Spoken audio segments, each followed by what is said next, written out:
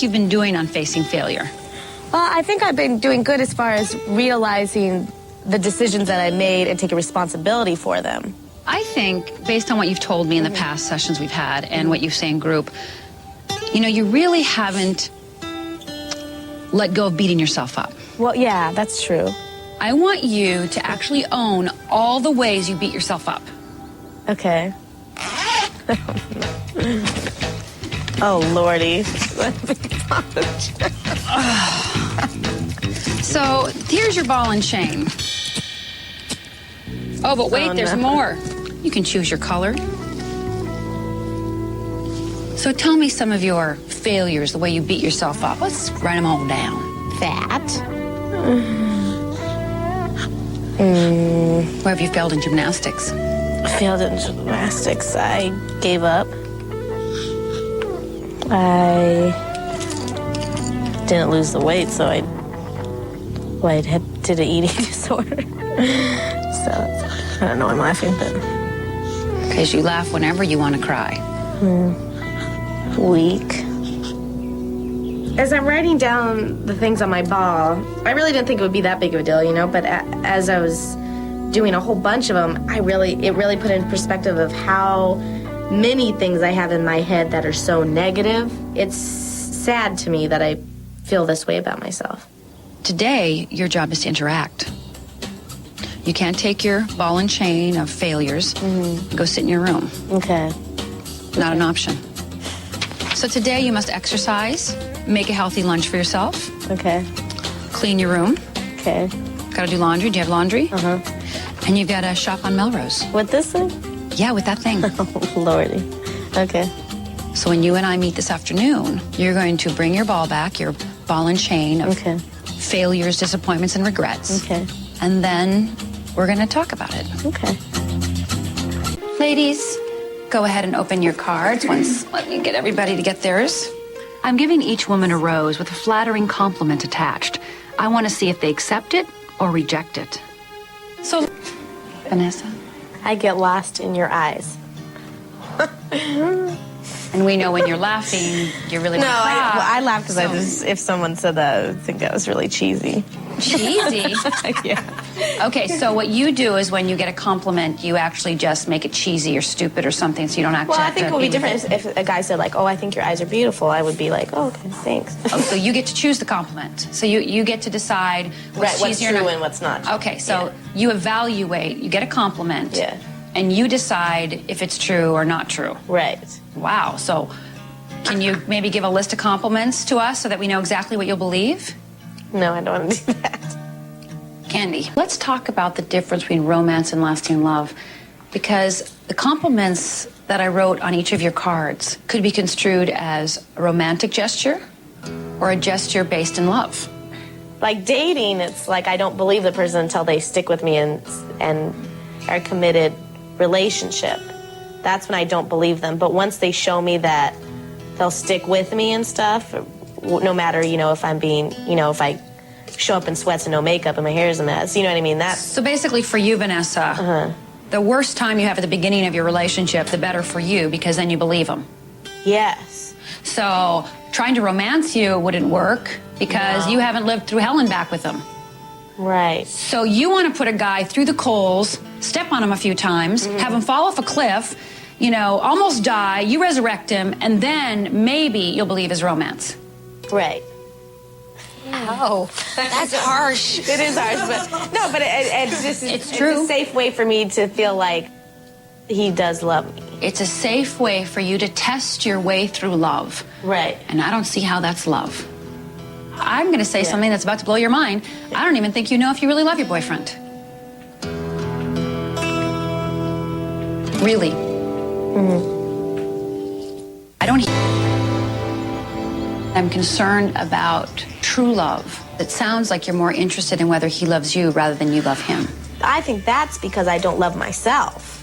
If I come out of this starting over house and I've grown and I've learned a lot of things and he can't accept that, then I'm fine to let him go, because that for me is another test to say that he doesn't love me. You know what I mean? Yes. It was so overwhelming to me and so refreshing. My love just grew so much because I had unconditional love. I mean, no matter what.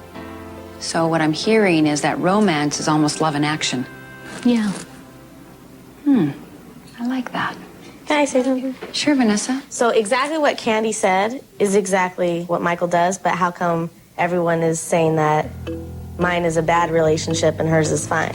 We didn't say yours was a bad relationship. I was questioning whether you have chosen to truly love him based on your desire to always find out if he loves you.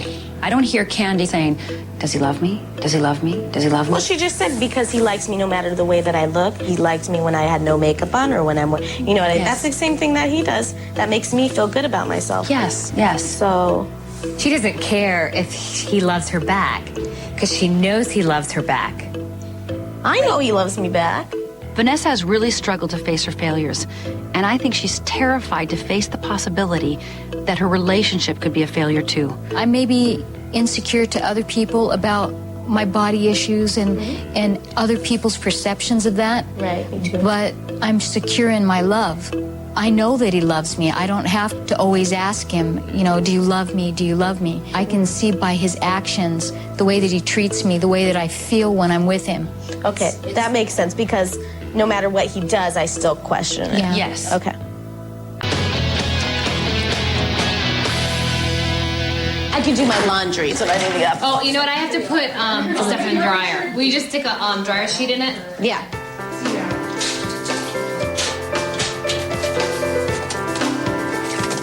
The ball's so heavy and I just can't do stuff with it. I'm so mobile. It's hard to move. It's heavy. Ugh.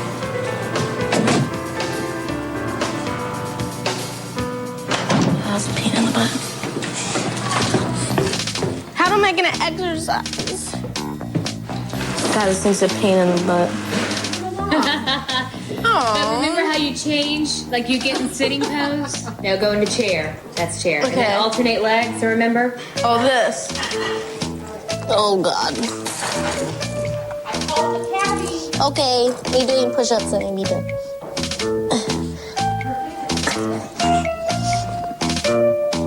So I can just only do 10. That's enough for me. Me done.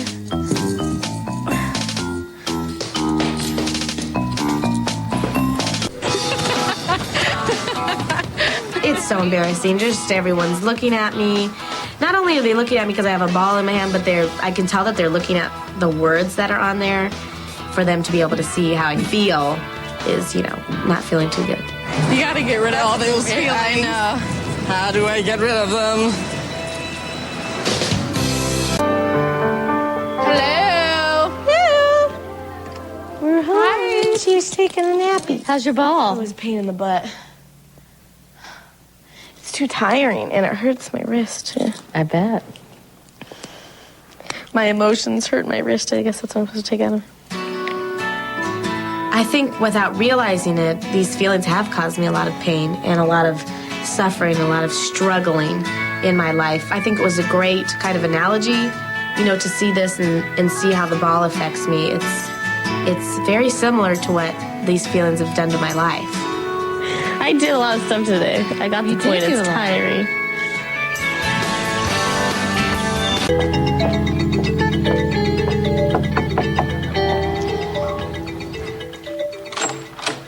Hi. Hello, is Vanessa here? She is. She's got her little ball and chain. She does. I'm meeting with Vanessa to find out if dragging all her failures and all her regrets around all day is helping her realize that maybe it's time to let go of them on the inside. How much did you have to adjust yourself today or do different things or...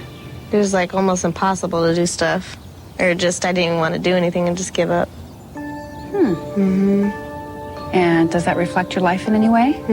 That's a lot. All I do is give up now.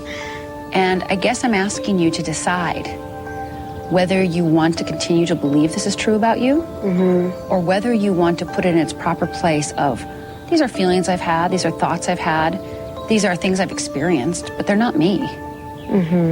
Well, two of the ones that hurts me the most is folding under pressure. Just because I know I've been in such pressured situations and I've done okay, you know? And I label myself as someone who folds